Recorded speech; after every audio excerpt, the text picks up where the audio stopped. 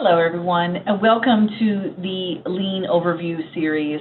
This is going to be about a 45-minute video on getting started with Lean and some of the concepts within Lean.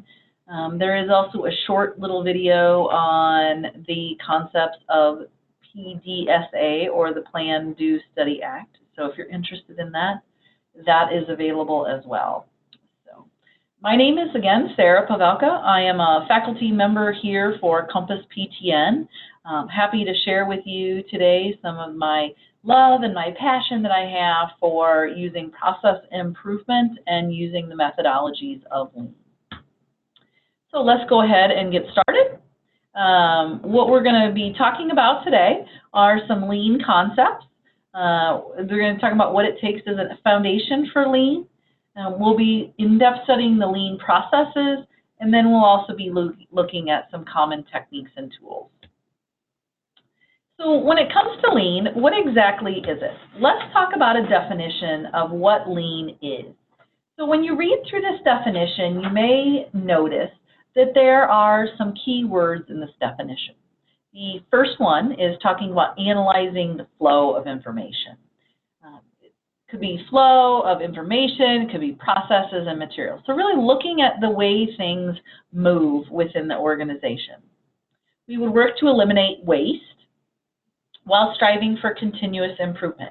A key point, Lean focuses on looking at waste and where we have processes in the organization that don't strive for value.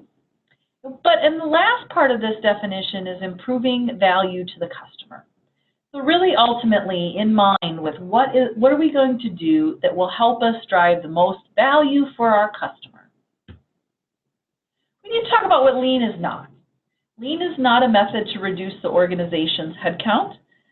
Sometimes you see that within organizations they say we're going to be lean and mean and we're going to have less people and we're going to automate everything. And actually that's just the direct opposite of what good Lean thinkers do. If you happen to become more efficient and you don't need as many people in a process, what Lean would say is let's take those people and open up another part. Let's open up another maybe section or another part of the clinic, if you will. And so we've got an opportunity to say, how can we use the people that are here for functional work activities? It is also not a methodology where leaders have all the control.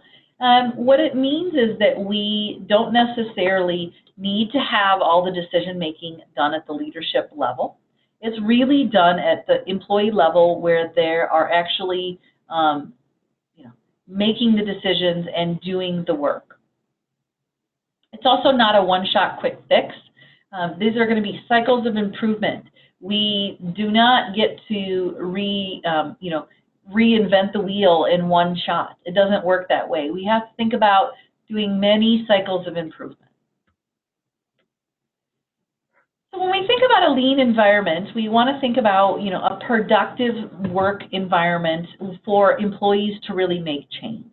And here are some things that you can do. Work and change needs to be done from the employee's perspective, and this is done through training and having them understand what Lean is about. It helps them understand that they have the authority to make change. Also, it's not embarrassing if you raise your hand or stop by and say, I don't understand, or I don't get it, or why are we doing this? Or even saying, hey, I noticed that this went wrong. Encourage creativity and innovation. And then last but not least, it's also quite fun. So Lean will focus on a balance between certain services and the management direction. And so it helps us balance that we focus on all three of these, not just one, not two, and not one more than the other, but we really have a delicate balance between these three: delivery, quality, and cost.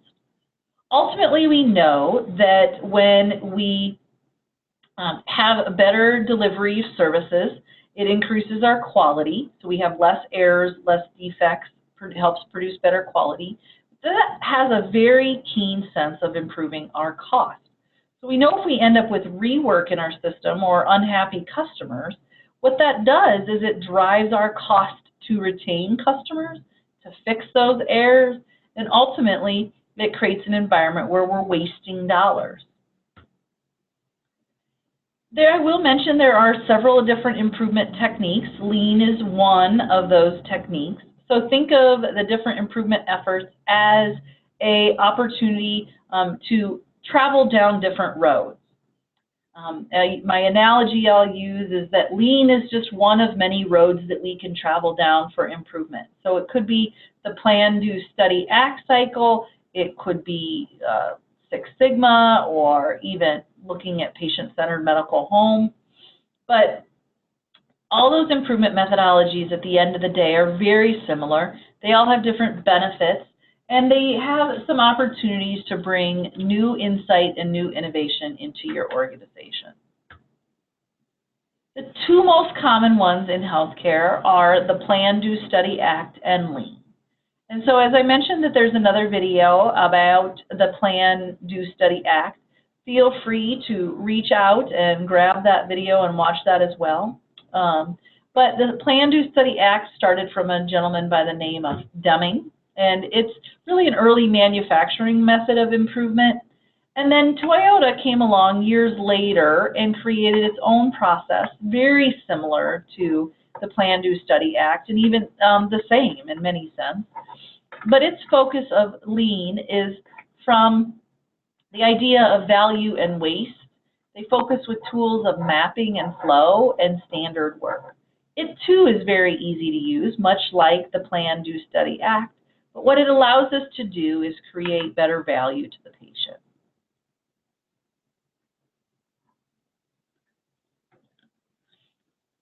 So what are some of the elements of a lean foundation?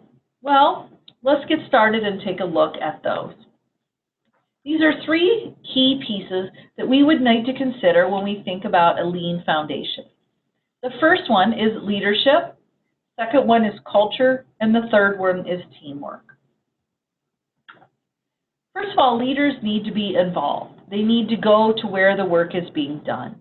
We can't make decisions from a boardroom or a different floor. We need to get out and be able to see it. We need to be able to coach versus be autocratic or authoritarian. We really, again, need to give people the power to make decisions, think big picture, but also have an idea of continuous improvement.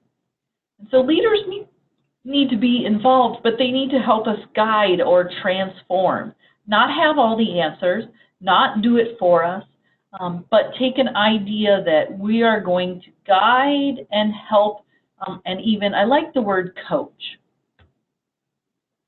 And so when we see this, what it used to look like in our traditional model was that the C-suite, the senior team, the CEO had all of the answers, upper management made the decisions with them, and basically it drove down these decisions, eventually ending up at the patient.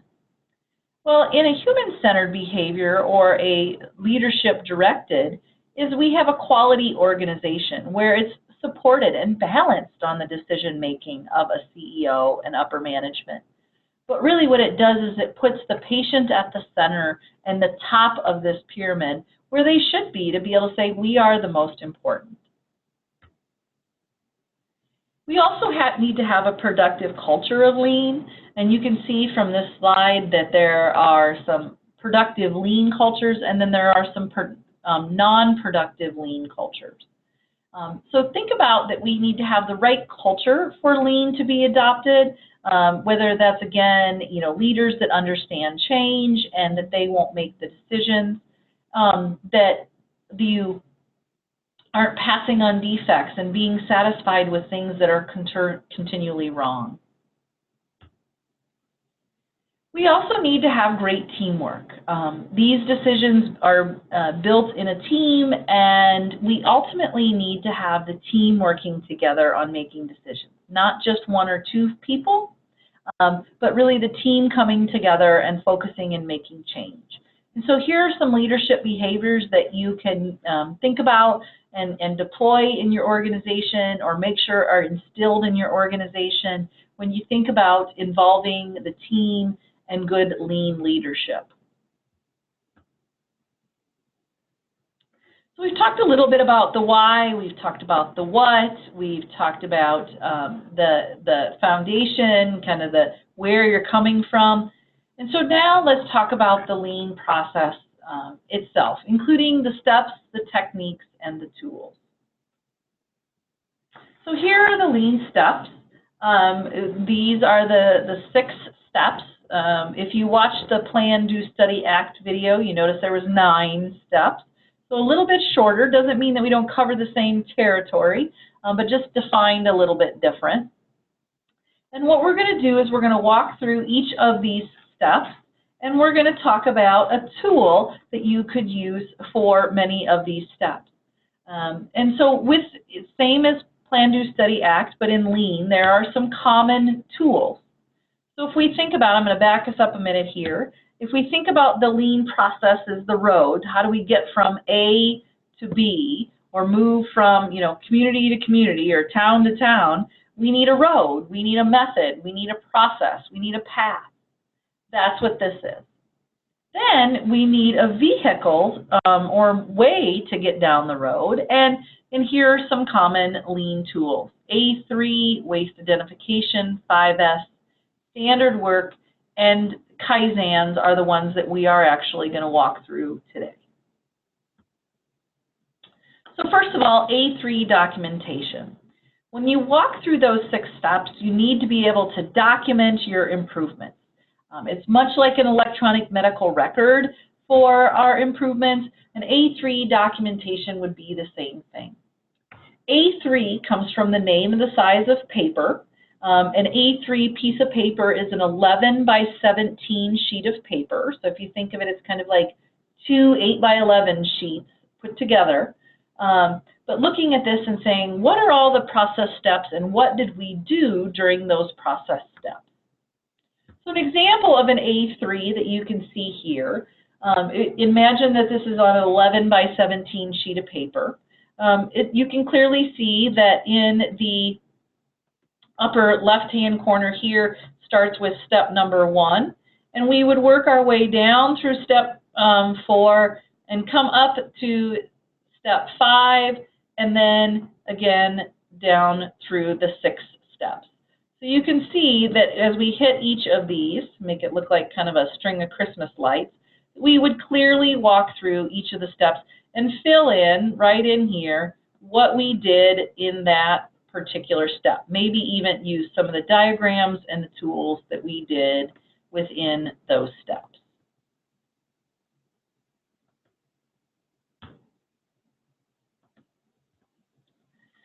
What we would continue to document throughout all of this is the concept of our value added, or how are we changing the project or the process to be more value added. We want to think about that we're continually moving toward more value and less non-value, and we want to be able to eliminate those non-value added things. So just as a reminder, the definition of value added is any activity that increases the market for or the function of the service. So again, opportunity for improvement, where can we change, where can we get better, where does our team decide, and how do we continue to add value? In order to do that, you would need to eliminate the non-value added or the types of waste. Now, each and every one of these are common in many organizations. Don't be surprised if you have lots of this. It's very, very common. And what you would do is you would just simply take an opportunity to observe in your organization and look for the following. So storage, physical, electronic. The reason storage is considered a waste is because we have to keep it clean, we have to keep it organized, we have to keep it dry, sometimes we have to move it, sometimes we have to pay for it. And so storage is a problem. And like virtual storage, if you ever go to sort through your emails, it takes a while to find some stuff. So it's not efficient to have storage. Transportation, moving things back and forth. It'd be like taking patients from one end of the hall to the other end of the hall for tests and treatment. We want to think about reducing that transportation and that movement of people around because it wastes time. It takes time to walk from one end to the other. Overproduction. Overproduction is a sample of having too much of what we can consume. So maybe it's supplies, maybe it's paper, maybe it's information. Having that information, or having too much of what we don't use is going to go to waste. Unnecessary processing are those things that we considered start with the letter RE. So refax, reorder, redo, resend. Basically what it means is you intended to do it the first time and it didn't get done the right way. Waiting, difficulty to think about waiting and not understand what it is. So we pretty much get that one. Excess movements, handoffs, loopbacks, even movement within your area can take time.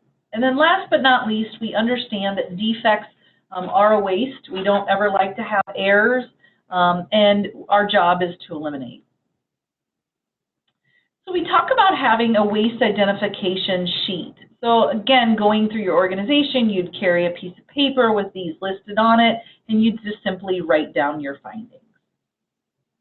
Then our job would be to eliminate and be able to help reduce these. One tool that you can use is called 5S.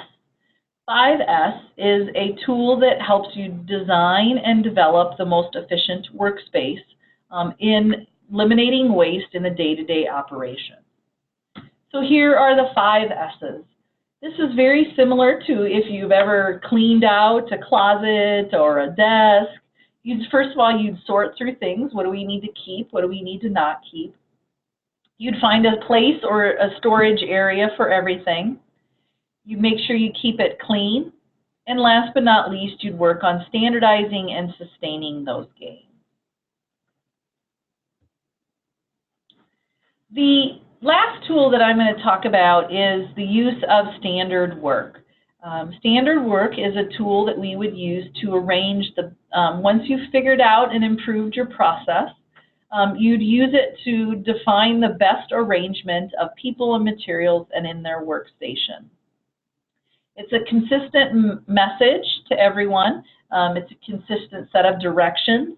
So think about it as like standard work would be much like creating or writing down a recipe to bake something or to make something. Everybody can follow it, everybody can see it and read it and use it the same. A common form for standard work is here, expressed here, where you'd have sections of a piece of paper, the reason for what you wanted, the description, maybe visuals, any supplies and documents that were related to the work.